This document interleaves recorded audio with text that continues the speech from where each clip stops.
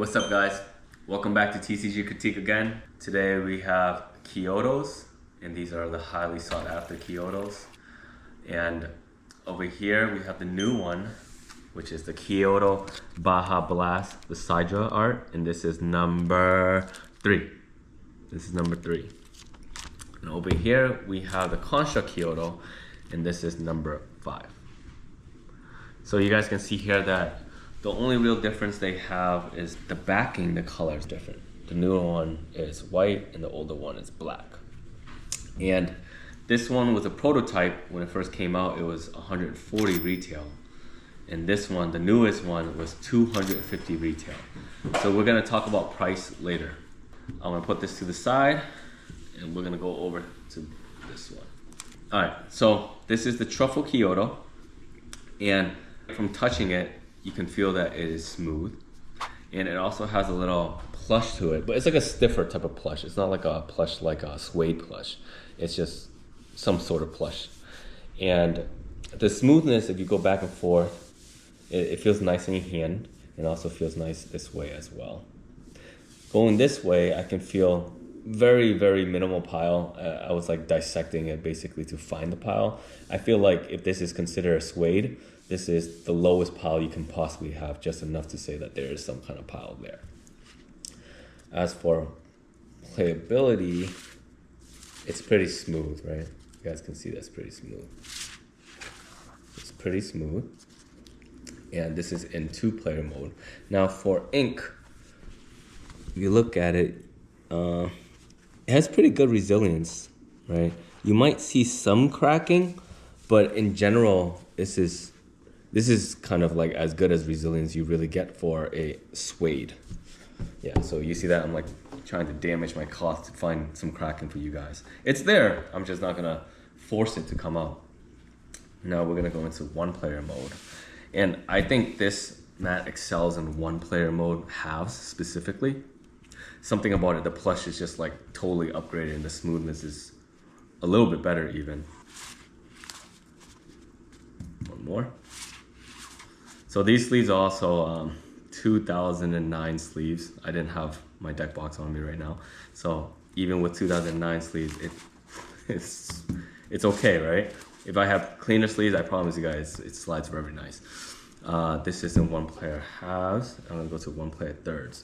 Now in 1-player thirds, you're gonna see that there's a little bit more of a hump here, but that's expected because this cloth is considered a medium to medium thick cloth. So it's thicker than normal thickness, but if you like thick mats in general, this is, I would say, on the more likable side of thickness.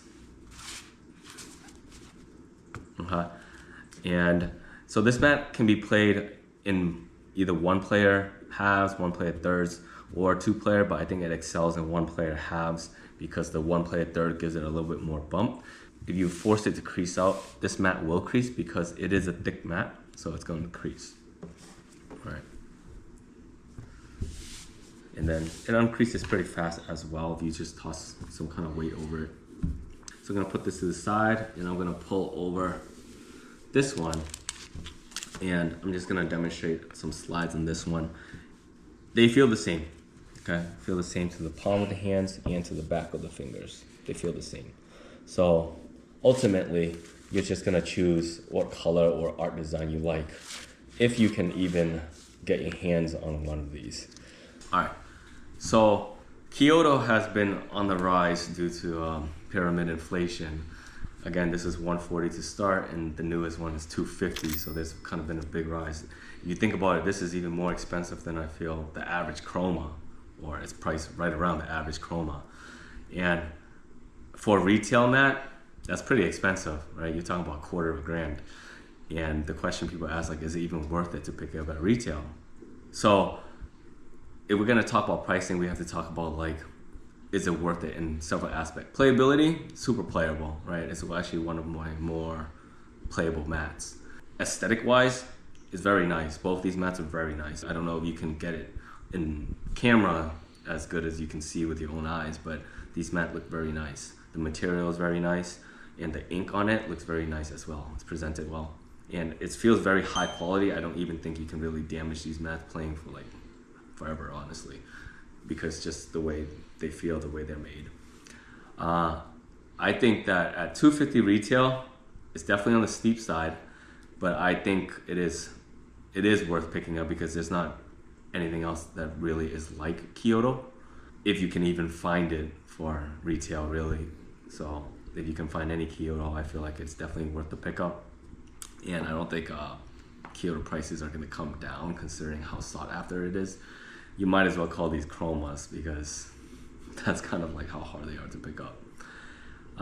That is my general review for Kyoto. And if I had to rate it, I'm going to rate against all the thick mats. I'm not going to rate against thin mats because that's going to be different. For thick, I would definitely rate it in like the 9s. So it's in the 9s somewhere. I haven't put a range out for like the best thick mat and best thin mats yet, but I'll make a video of that soon. Peace, subscribe, like.